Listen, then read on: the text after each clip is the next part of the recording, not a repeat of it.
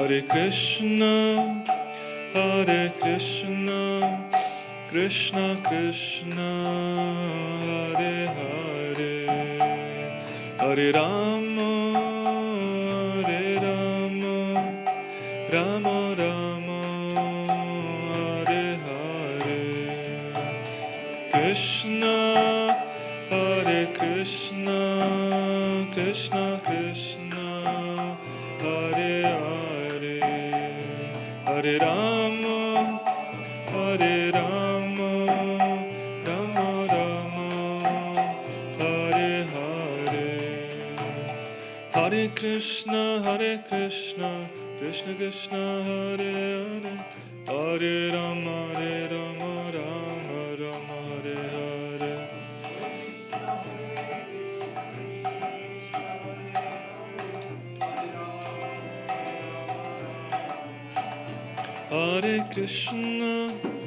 Hare Krishna, Krishna Krishna, Hare Hare, Hare Rama, Rama Rama, Hare Hare.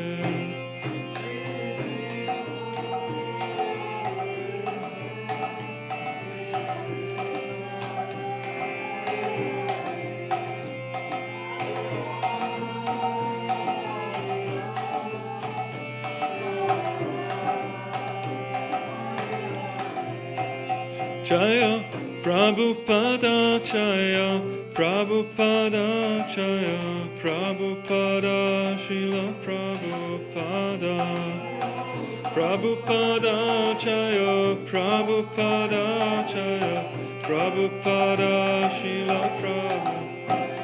Nitai Gaura Haribo, Haribo, Haribo, Nitai Gaura Haribo.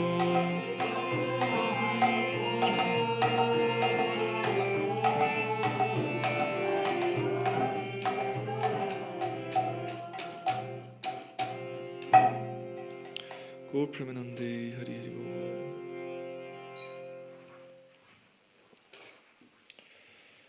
Jayam Vishnupad Paramahamsa Parivrajacharya Satra Satashangadesi Bhaktivedanta Swami Srila Prabhupada Ki Ananta Koti Vaishnavrinda Ki Grantara Srimad Bhagavatam Ki. All glories to the assembled devotees, all glories to the assembled devotees. All glories to Shishi Guru and Gauranga, all glories to Srila Prabhupada.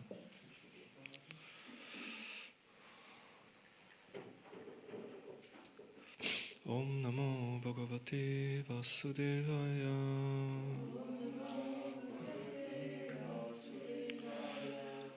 Om Namo Bhagavate Vasudevaya.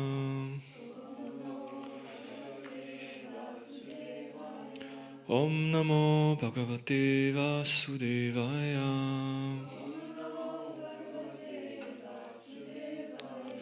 Narayanam Namaskrityam Naram Chaiva Narottamam Devim Saraswatim Yasam Tato Jayanirade Nashta Prayeshu Abhadreshu Nityam Bhagavata Sevaya Bhagavati Uttamashloke Bhaktir Bhavati Naishtikir.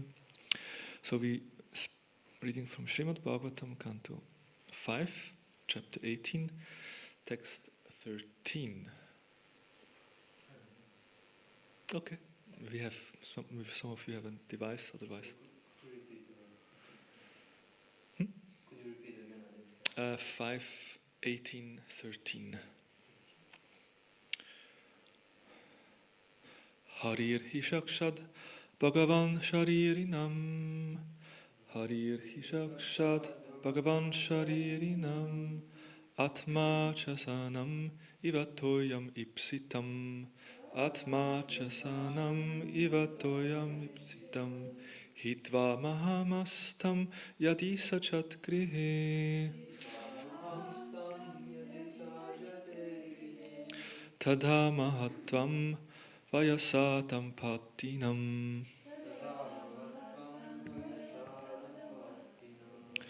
Harir Hishakshad Bhagavan Sharirinam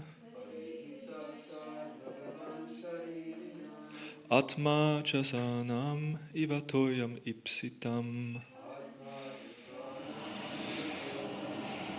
Hitva maham stam yat sacheta grihe.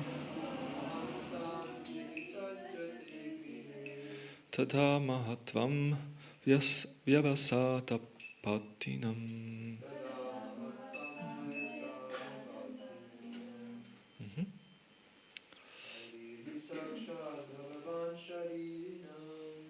Hrisi Sakshat Bhagavan Sarinam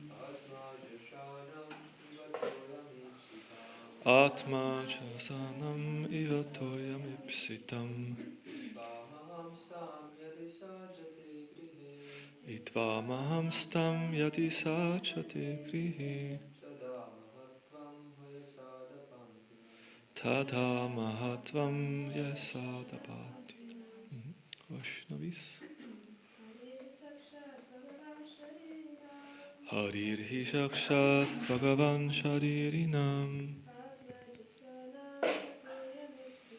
Atma Chasanam Ivatoyam Ipsitam Hitva Maham Stam Yati Sachate Grihe Tadha Mahatvam Vyavasadapatinam. Harihi. The Lord, He certainly, Sakshat, directly, Bhagavan, the Supreme Personality of Godhead, Sharirinam, of all living entities who have accepted material bodies, Atma, the life and soul, Jasanam, of the aquatics, Eva, like, Toyam, the vast water, Ipsitam, is desired, Hitva, giving up, Mahan, a great personality, Tam, him, Yadi, if, Sachate, becomes attached, Grihe, to household life, Tadha, at that time, Mahatattvam, greatness, Vayasya, by age, Dampatinam, of the husband and wife. Translation and purport by His Divine Grace, A.C. Bhaktivedanta Swami Srila Prabhupada Ki Jai. So this is still Prahlad Maharaj offering prayers. Just as aquatics always desire to remain in the vast mass of water, all conditioned living entities naturally desire to remain in the vast existence of the Supreme Lord. Therefore, if someone very great by material calculation fails to take shelter of the Supreme Soul, but instead becomes attached to material household life, his greatness is like that of a young, low-class couple. One who is too attached to material life loses all good spiritual qualities. Purport. Although crocodiles are very fierce animals, they are powerless when they venture out of the water onto land. When they are out of the water, they cannot exhibit their original power. Similarly, the all-pervading Supersoul Paramatma is the source of all living entities, and all living entities are part and parcel of Him. When the living entity remains in contact with the all-pervading Vasudev, the personality of Godhead, he manifests his spiritual power, exactly as the crocodile exhibits its strength in water. In other words, the greatness of the living entity can be perceived when he is in the spiritual world, engaged in spiritual activities. Many householders, although well educated in knowledge of the Vedas, become attached to family life. They are compared herein to the crocodiles out of water, for they are devoid of all spiritual strength. The greatness is like that of a young husband and a wife who, though uneducated, praise one another and become attracted to their own temporary beauty. This kind of greatness is appreciated only by low-class men with no qualifications. Everyone should therefore seek the shelter of the Supreme Soul, the source of all living entities. No one should waste his time in the so-called happiness of materialistic household life. In the Vedic civilization, this type of crippled life is allowed only until one's 50th year, when one must give up family life and enter either the order of Vanaprastha, independent retired life, or for cultivation of spiritual knowledge, or sannyasa, the renounced order in which one completely takes shelter of the Supreme Personality of Godhead. Prabhupada ki jai. Om Jnanatimirandasya Gyananjana Shalakaya Chakshurun Militam Yena Tasmai Shri Gurave Namaha Shri Chaitanya Namo Vistam Stapitam Yena Bhutale Swayam Rupa Gadamayam Dadati Swapadantikam Vanchakalpa Tarubhyascha Kripa Sindhubhyevacha Patitanam Pavanebhyo Vaishnavebhyo Namo Namaha Jai Sri Krishna Chaitanya Prabhu Nityananda Shri Advaita Gadadhara Srivasadi Gaura Bhakta Vrinda Hare Krishna Krishna Krishna Hare Hare Hare Rama Rama Rama Hare Hare. Again, a text: just as aquatics always desire to remain in the vast mass of water, all conditioned living entities naturally desire to remain in the vast existence of the Supreme Lord. Therefore, if someone very great by material calculation fails to take shelter of the Supreme Soul, but instead becomes attached to material household life, his greatness is like that of a young, low-class couple. One who is too attached to material life loses all good spiritual qualities. Hare Krishna. Beautiful prayer with a wonderful analogy, and it's always nice to see how. We know Prabhupada often spoke about the analogy of the fish out of the water, so most probably Prabhupada got it from Prahlad Maharaj, because this prayer is exactly making this point that aquatics, they always desire to be in water, and a living entity always desires to be with the Supreme Lord. Only then they can be naturally happy, otherwise they suffer. So just cite a few examples of how Prabhupada makes this point in his preaching. This is from Krishna Conscious, the Topmost Yoga. To cite an example I have given many times, Prabhupada says, if you take a fish out of water, you can give it very comfortable velvet bedstead, but still the fish cannot be happy. It will die. Because the fish is an animal of water, it cannot be happy without water. Similarly, we are all spiritual soul. Unless we are in spiritual life or in a spiritual world, we cannot be happy. That's our position. And this is, we've heard this analogy thousands of times, but it's actually very profound, isn't it? It's a very powerful statement. And how much have we realized that, and how much do we endeavor to change something? Right? Because if you, it's quite dramatic. A fish out of water. What happens to a fish out of the water? And will just die. I don't know how long. It will not take much time. A couple of minutes maximum. So we are compared to that fish outside of water, and we still think that life is okay. We still kind of have different plans to be happy in this world, but actually we should be very much alarmed. Oh my God, I'm out of water. I have to go back to water immediately, otherwise I will die. And this is another one in Vrindavan, August 2nd, 1974. A fish, when it is put into land, it is unhappy or death. Similarly, if you, the creature of the land, if you are put into the water, you are unhappy and death. So because we belong to the spiritual nature, so long as we shall remain in the material nature, we must be unhappy. We must be unhappy. Another one, a fish that is taken out of water cannot be happy by any arrangement for happiness on the land. It must have an aquatic habitation. In the same way, the minute Satchitananda living entity cannot be really happy through any amount of material planning conceived by his illusioned brain.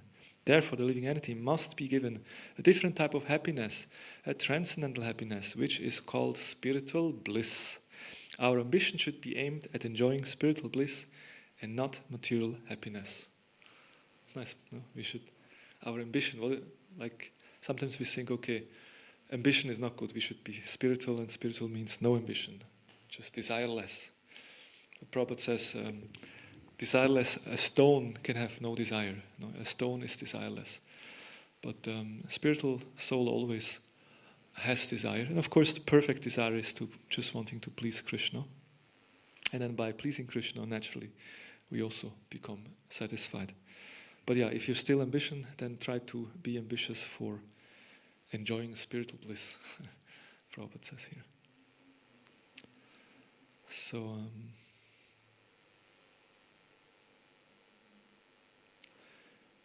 here a few reflection on this analogy again.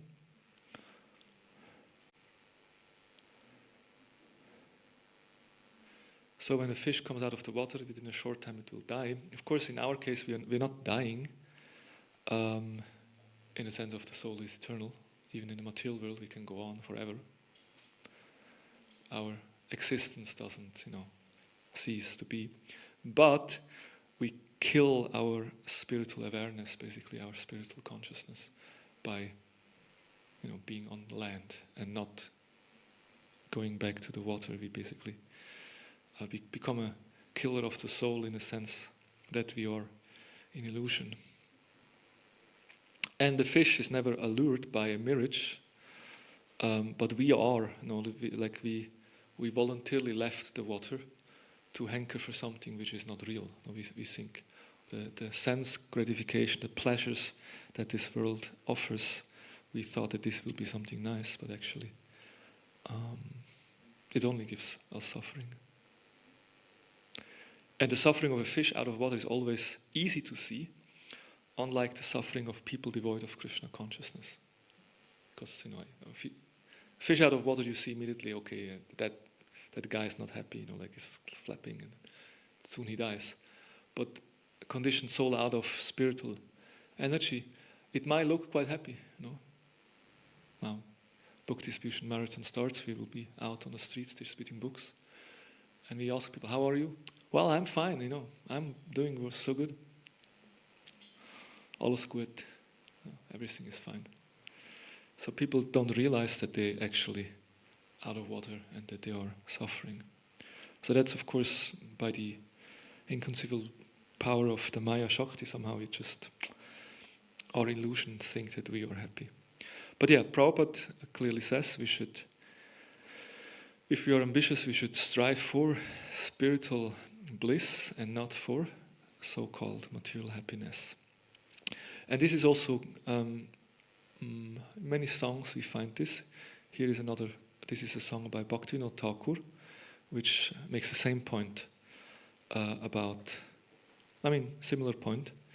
And this is from Gita Valli.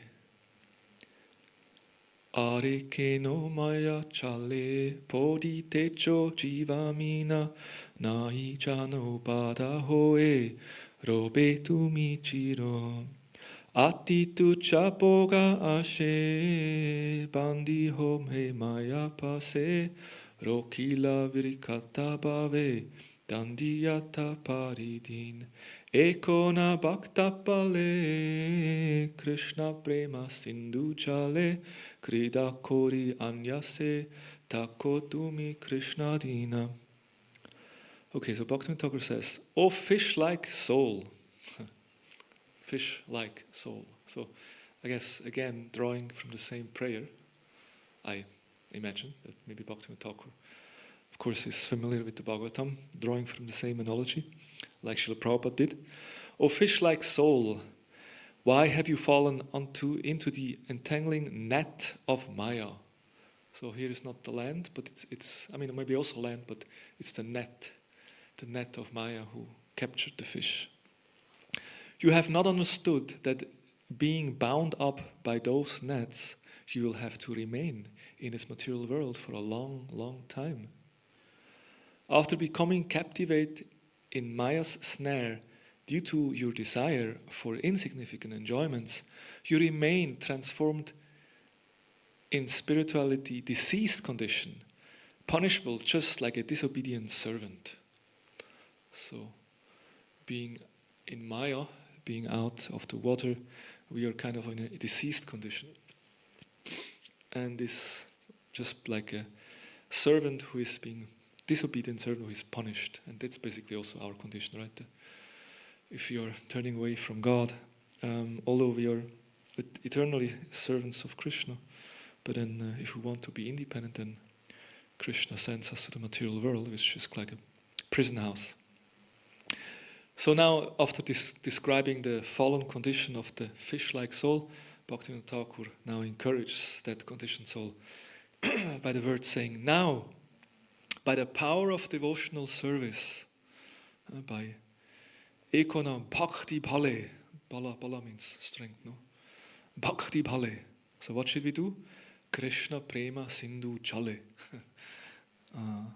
Now, by the power of devotional service, always remain subservient to Lord Krishna, swimming and frolicking freely in the nectarine ocean of Krishna Prema. Isn't that nice? You should swim in the ocean of Krishna Prema. That's where you actually belong.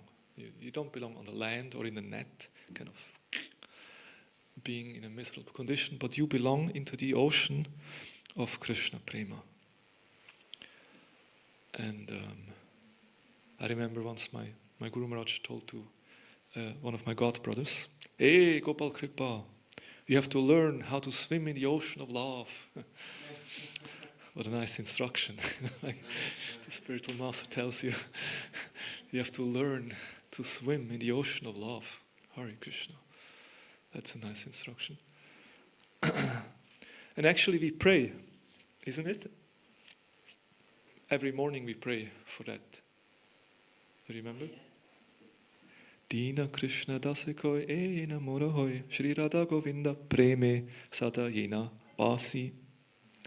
Dina Dukhi Krishna Das prays, may I always swim in the love of Shri Radha and Govinda.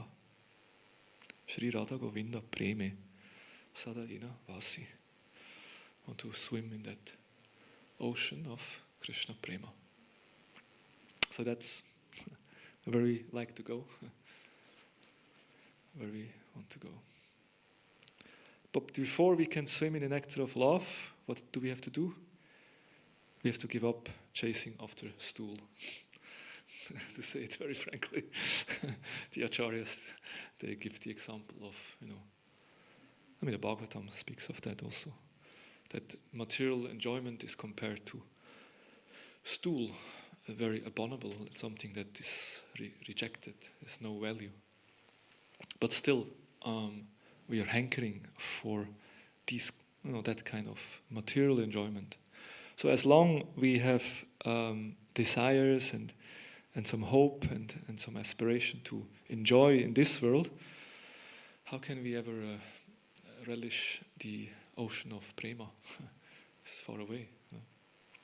So that's why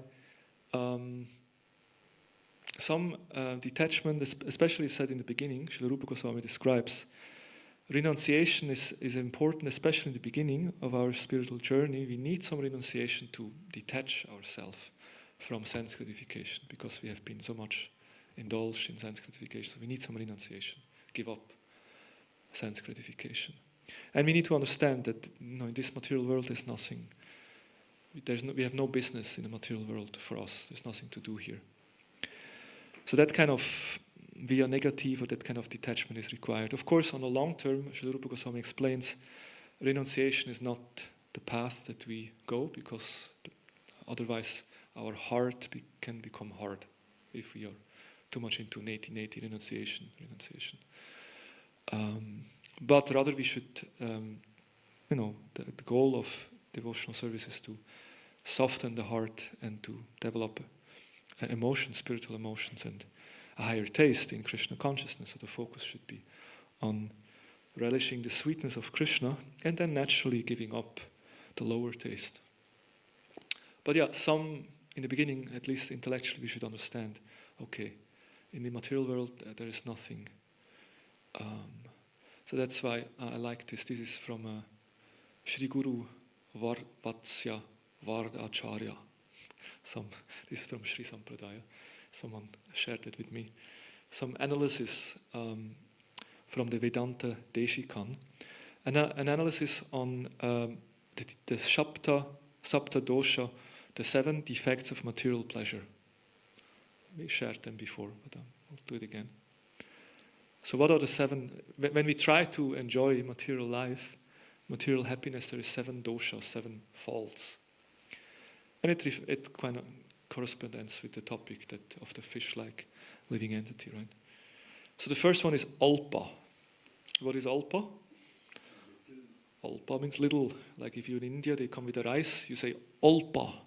They put only little rice on your plate. Otherwise, you have a whole mountain of rice. You never can finish. So you say alpa. Alpa means their end result is trivial. It's very small. If you run for material pleasure, the pleasure you actually get is small. Then, astira. They're transient and impermanent. Although you have some happiness through material enjoyment, it goes again. It's just impermanent. It's not lasting. And then, asukara. It's not easily obtained. It requires a lot of effort. You have to work very hard to get a little bit of happiness. And then, asukavasana. Ultimately ending in grief and disappointment. At the end of the day, even if you get the happiness, at the end it turns out to be disappointing. And 5, dukkhanvita. It is always accompanied by disappointments and supported only by struggle. You can only maintain it with struggle. And 6, anuchitam. And that's the important one here. Incompatible with our essential being. It's incompatible. It's not working. Sometimes you have 2 devices and they're not incompatible. They can't work together. It's not matching. So soul, the spiritual soul, and material happiness, it's incompatible. It's not going to work. It's only illusory. Because why? Because fish needs water and not the land. No, you can't find happiness at the land. And then abhiman mula. They are based upon false sense of self and lead to further delusive sense of identity. So mula means root. Abhimana means like a pride or an identification. No? Abhimana mula means it's a false sense of identity because you're thinking I'm the body, but actually you're the spiritual soul. So these are the 7 defects of material pleasure.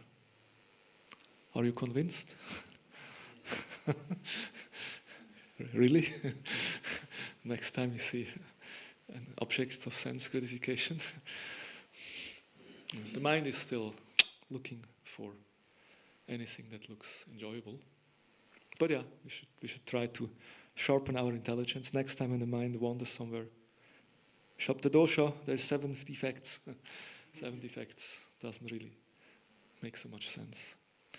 Of course, Krishna also makes the same point. Gita yehi samsparshacha bhogha dukkha yonaya evate adyanta vanta kantya nati shuramate buddha. That the Buddha, the intelligent, they are not after this kind of happiness. What kind of happiness? That which samsparsha ja bhoga, that which appears from the contact with the senses. And that's basically how we usually think we can be happy. We just bring the senses in touch with the sense objects. Then we are happy. There is ice cream, there is my tongue. If I put ice cream on my tongue, I will be happy. There is a beautiful woman. If there is my eyes, if I look at a beautiful woman, I will be happy. That's how we think we get happiness. Or a beautiful man. But the point is that when the senses and the sense object come in contact, actually it's adyantavanta, it has a beginning and an end, it's temporary, it's not really giving satisfaction, and even worse, it's a dukkha yonaya evate, actually it's the source of all misery. It seems to be happiness in the beginning, but it will turn into something which will be disappointing. And therefore, Srila Prabhupada quotes from the Padma Purana in the purport of this text, Ramate yogino nante satyanande chit atmani iti rama padena sho param brahma bidayate.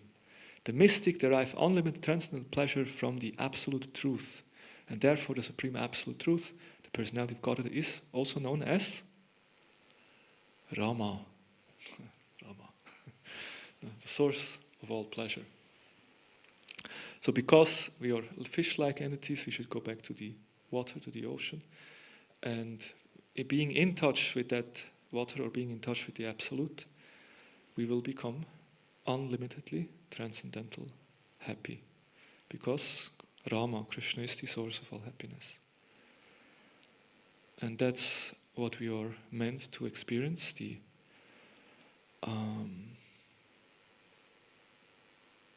Brahma Saukyam, the transcendental happiness.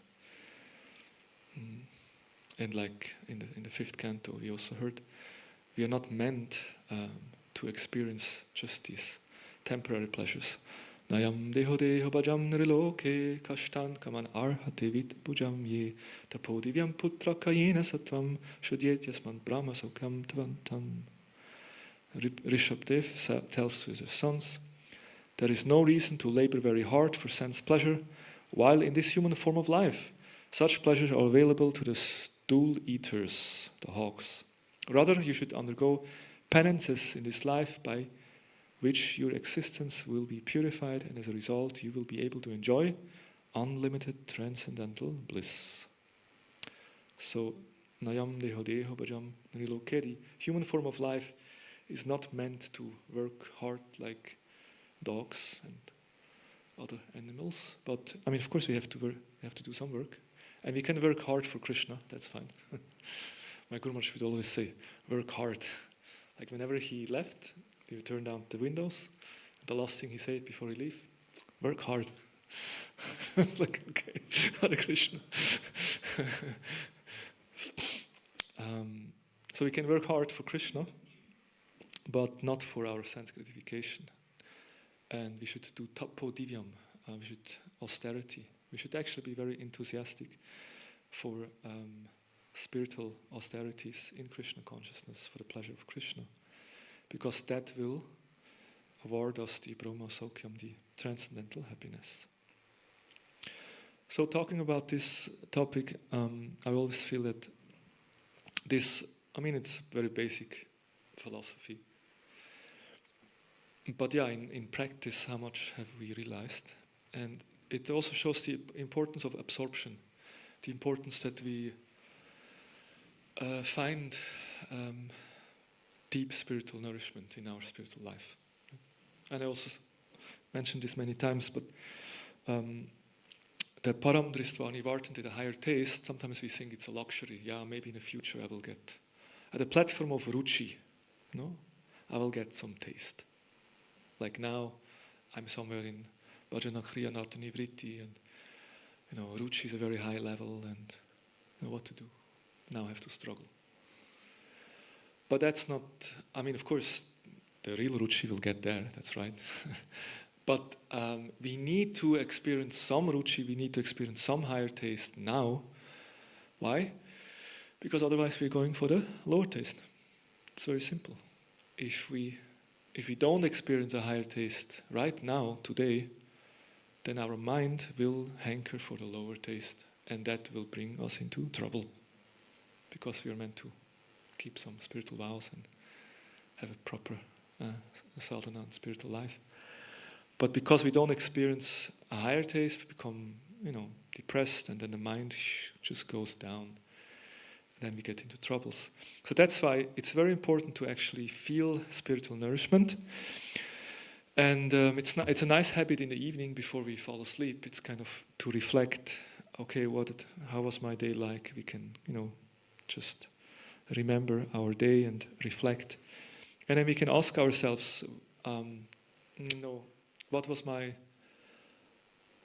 spiritual realization today? What was my kind of aha moment, and where did I actually feel connected to Krishna? Where did I felt spiritually nourished, and where did I offer a prayer? Where did I call out for Krishna in kind of separation or feeling, I want to be with Krishna? So, and if a day passes and without such spiritual emotions or spiritual feelings and nourishment, then we wasted the day in a way. No? His Holiness Keshav Maharaj, he gives 7 statements to test your spiritual advancement. Would you like to hear that? Yes. We shared it before, but it's a good. So I will read 7 statements, and while I read the statements, if you think, if I say the statement, you can reflect. Okay, does it really apply to my life? If it applies very strongly, you can give yourself a 5. You can count. And if the statement doesn't resonate so much, you give a 0 or maybe a 1. And then you can see how much of 7 statements you can rate yourself. Okay, first statement. I'm eager and enthusiastic to grasp new insights in Krishna consciousness. Interesting question. No. I like to learn. I like to. It's not like I'm sitting in a Bhagavatam class and I think, okay, the fish analogy. We have heard that many times.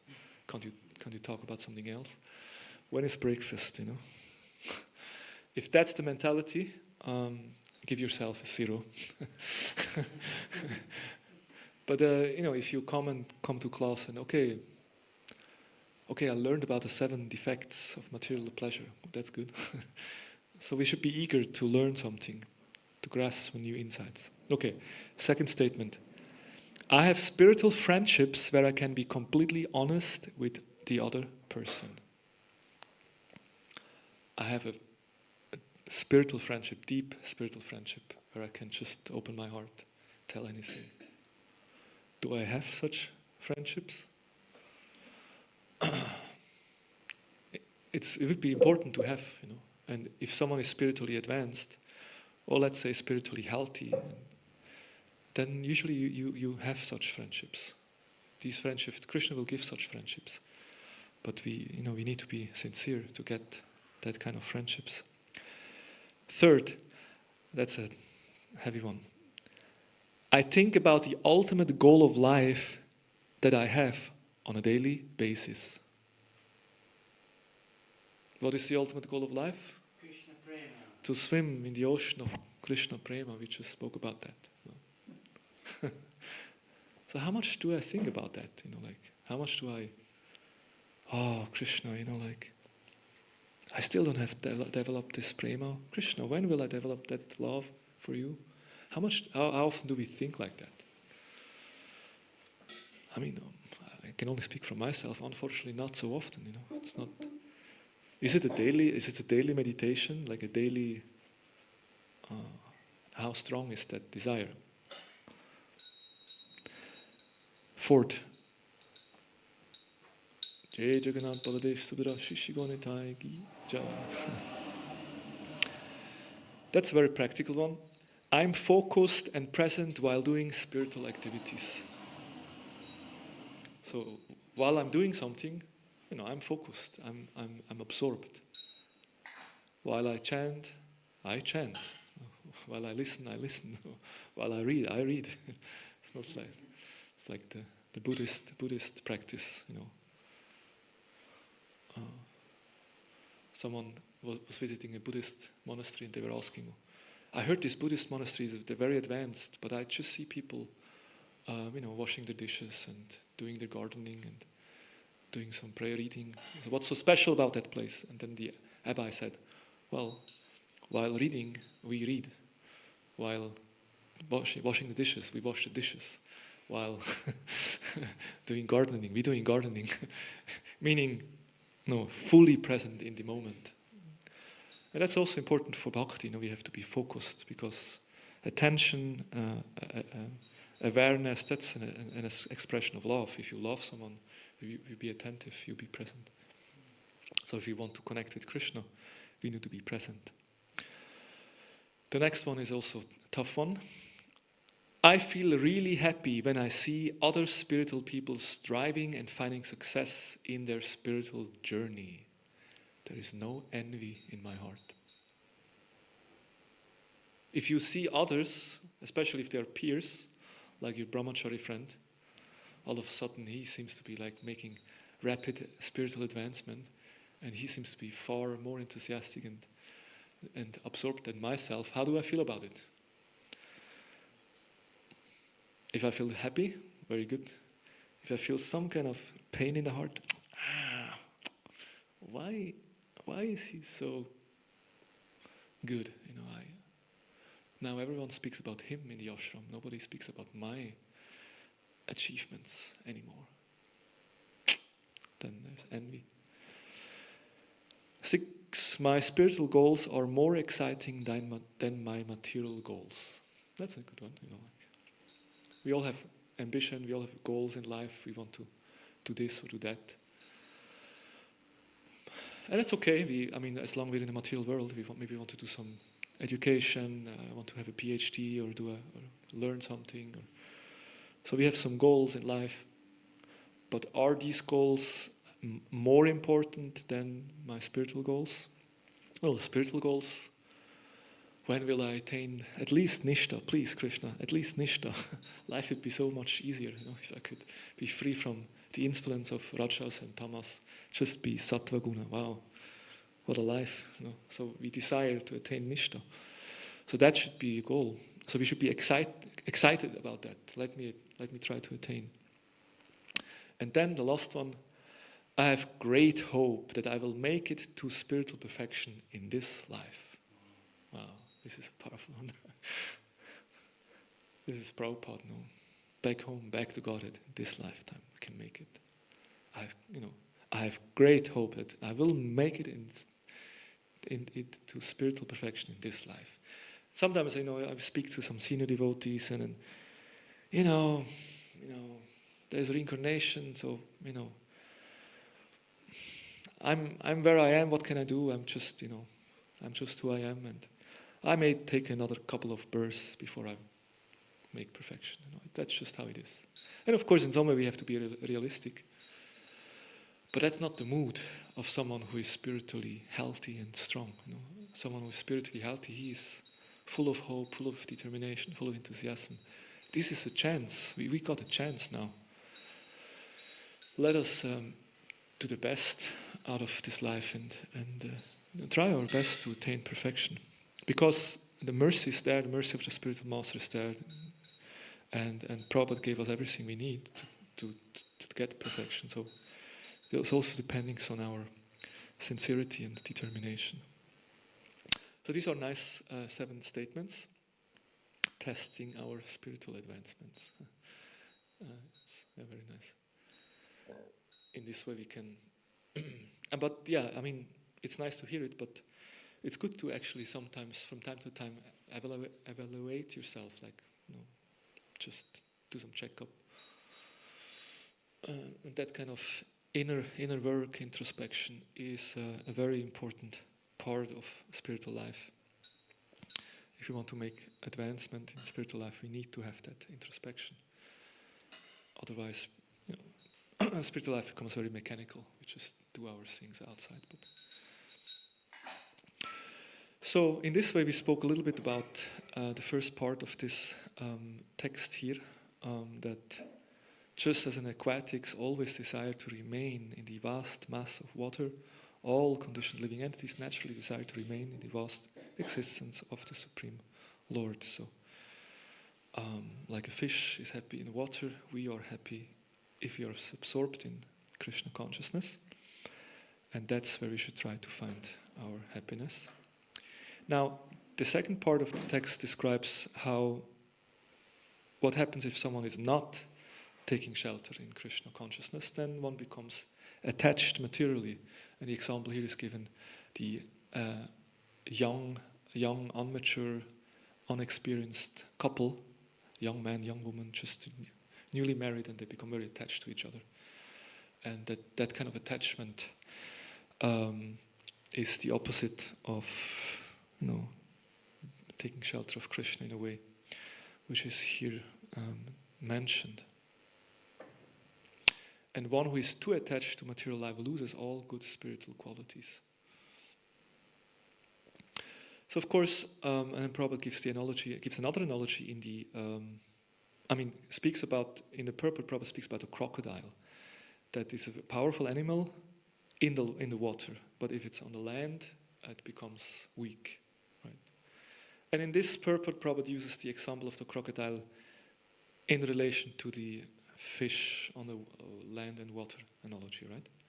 But there is another place where Prabhupada speaks about a crocodile on the land or in water in regards to being properly situated, right? We remember in the 8th canto of the Srimad Bhagavatam, we have the pastime of Gajendra, the elephant, who goes into the river and takes water, and then the crocodile attacks.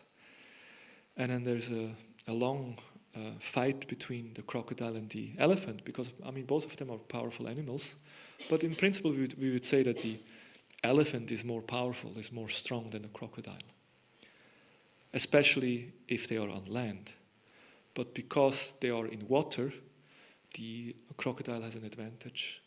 The elephant is not so stable in the water, whereas the crocodile is completely in its element, and that's why the crocodile is more strong in the water.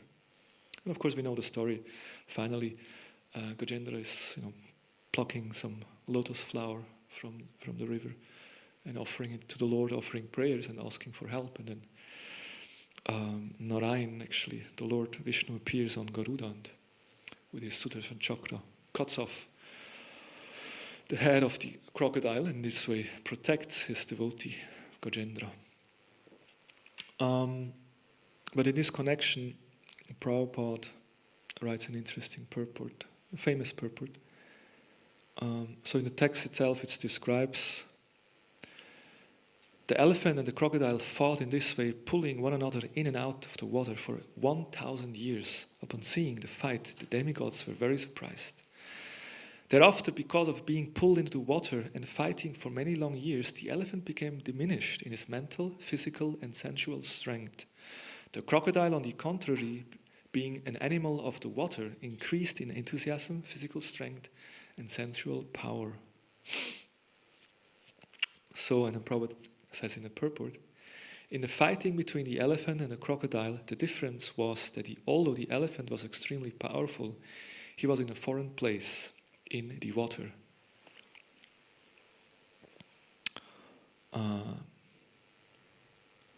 Now, from this we may take the lesson that in our fight with Maya, we should not be in a position in which our strength, enthusiasm, and sense will be unable to fight vigorously.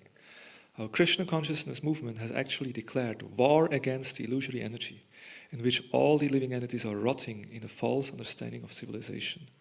The soldiers in this Krishna conscious movement must always possess physical strength, enthusiasm, and sensual power. Interesting point, no? We are at war. Did you know? Of course, war may also come outside. There is all symptoms lining up for something coming up also outside. There is plenty of wars already going on. But here it's more an internal war which takes place as soon as one takes to Krishna consciousness. There's a war against Maya. That's why we say the spiritual warrior. There's a spiritual fight inside going on. And Prabhupada says, therefore one should be, all the devotees, they should be They should be strong, enthusiastic, and what did you say?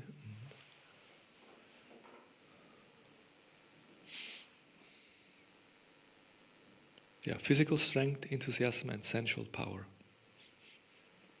To keep themselves fit, they must therefore place themselves in a normal condition of life. In order to be strong, to be in the element, you have to be in a normal condition of life. What is the normal condition of life? Be a brahmachari. Haribol.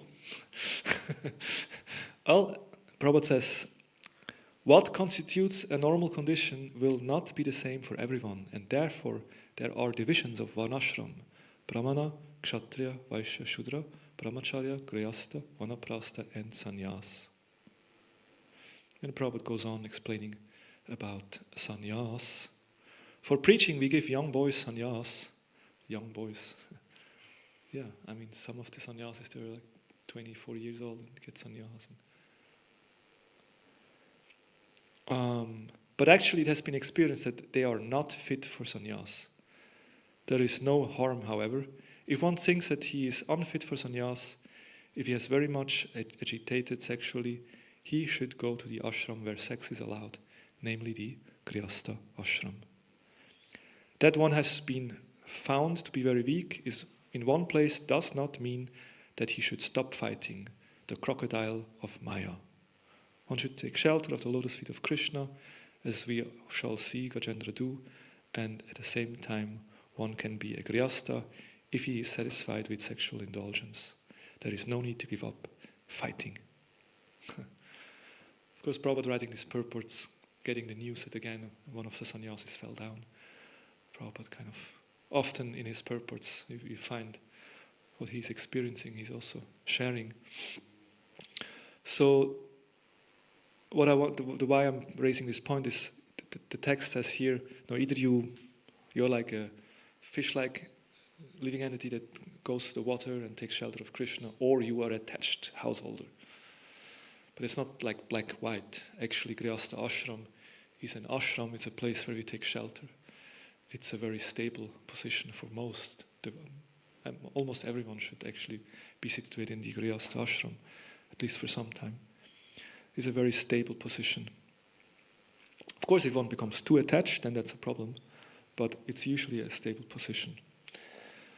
But in whichever position we are, we should be properly situated, because if we are properly situated, then we get the strength to fight Maya. And of course, if we are nicely situated in the Brahmacharya ashram, because that suits our nature, and actually there where we strive and get spiritual inspiration, then by all means we should be Brahmachari, and we should stay the Brahmachari if we can. That's a wonderful position to be. But the point is, we need to be properly situated according to our nature, and there we have to be honest. What is the best place to be strong, so that we can actually fight with Maya? Hare Krishna. These are some thoughts. We have 2 minutes left. Any questions? Yes. Thank you so much for the lecture. Mm-hmm. Do you have some questions? Yes. So the first one is, how do we not get attached to the family? Good question. Yeah, how to not get attached? It's quite natural to be attached. By putting Krishna in the center. Because Krishna is the object of love at the end of the day. That's what Prabhupada describes in the Nectar of Devotion. In the preface, he says, everyone wants to be loved, everyone wants to give love, but the only thing we have forgotten is where to place our love, where to direct our love. We have been told to invest our love to the family, friends, nation. But actually we should invest all our love in Krishna. And if we do so, then naturally we will love others also, because we are all part and parcel of Krishna. Just like watering a tree at the roots, and all the leaves will be happy. So if you put Krishna in the center, and then husband and wife both love Krishna, both serve Krishna, and of course they will love each other also, because they are serving together. But the main focus is Krishna, and then they will not be too much attached to each other, because they naturally attach themselves to Krishna. Of course, it's a high platform, but that's what we are aiming for. And for example, to the parents, if they are not in Krishna consciousness, they not really understand. Yeah, the thing is, we have to discriminate. We have to. There's a difference between having love and having how we say affection, and having attachment. Like, I have affection for my mother. I love my mother, and my mother happens to be, leaving her body in the next couple of weeks, most probably. So I have a strong, affection and love for my mother. And of course, when she leaves, it will be very painful, because I'm attached to her naturally. But that's fine. Of course, it's human, and as a Vaishnavas, we also love our parents, and we show affection to them. But we understand that our object of love is Krishna, and these are living entities, like we are all different living entities. And the relationship we have is temporary. It is that's just how it is. We'll not have an eternal relationship. But Krishna is the only personality we have a perfect, loving, eternal relationship. I mean, that's the only person we can have that. Other relationship will be imperfect, they will be temporary, and they will be somehow motivated. But the only proper relationship we can have is with Krishna. But yeah, it's not that we become cold-hearted people and, oh mother, I had so many mothers in so many lives. You're just a conditioned soul, I have nothing to do with you. It's not, I mean, yes, philosophically, tattva, from the tattva point of view, we understand that's the case. I mean, if we go through 8,400,000 species of life, we had so many mothers in every life, But presently we have, and then of course we have also some obligation, we have some duty towards, Bhagavatam also says we have duties towards our parents, towards the elders. Okay, we are pure devoted and we are freed from that duties, but mostly we are not pure devotees yet.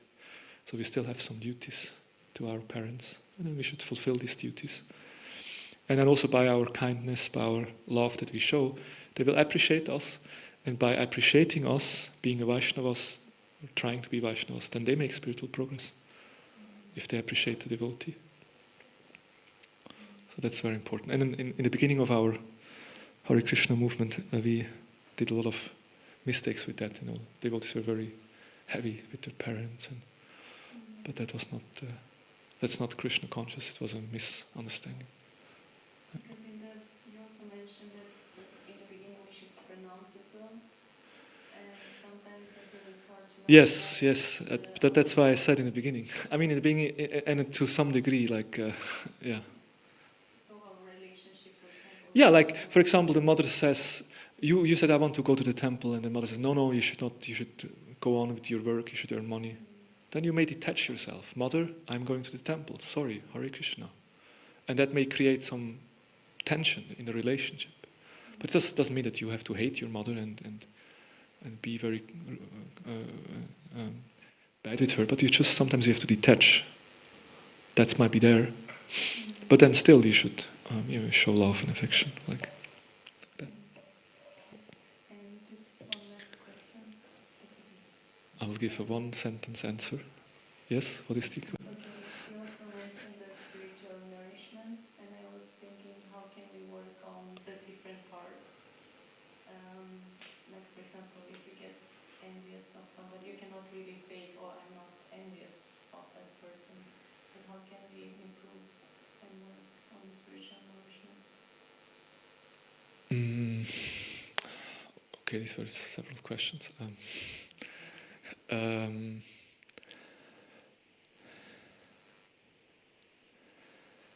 I mean, to be introspective, as I mentioned, if you already recognize that you're envious, that's already half of the work done.